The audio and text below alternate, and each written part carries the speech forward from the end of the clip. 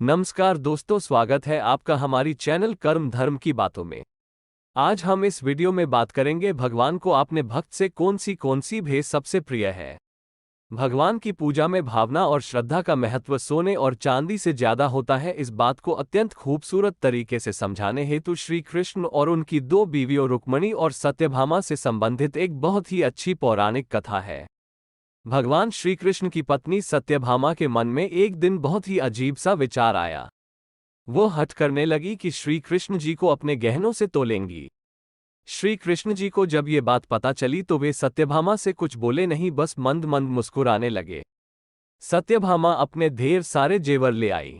पलड़े के एक तरफ उन्होंने भगवान को बैठा दिया और दूसरी तरफ अपने जेवर रखने लगी। लेकिन पलड़ा अभी भगवान की तरफ ही झुका था।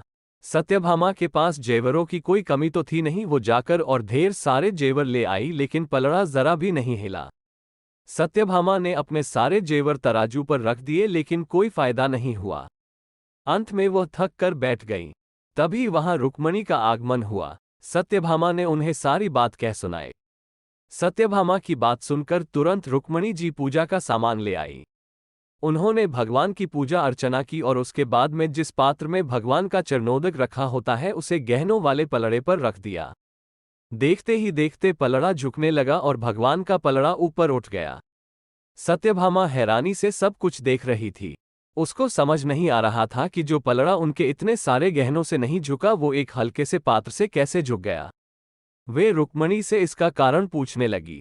तभी नारद मुनि भ्रमण करते हुए वहां पहुंच गए। सत्यभामा की परेशानी समझकर वे इसका कारण उन्हें बताने लगे।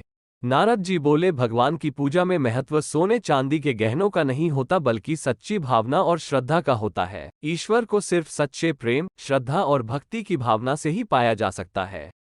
सोने चांदी और रुपए पैसों का भगवान की नज़र में कोई मोल नहीं होता। भगवान की पूजा यदि सही ढंग से की जाए तो ईश्वर की प्राप्ति अवश्य होती है। सच्ची भक्ति और प्रेम के आगे ईश्वर भी झुक जाते हैं। सत्यभामा को उनकी बात समझ में आ गई थी।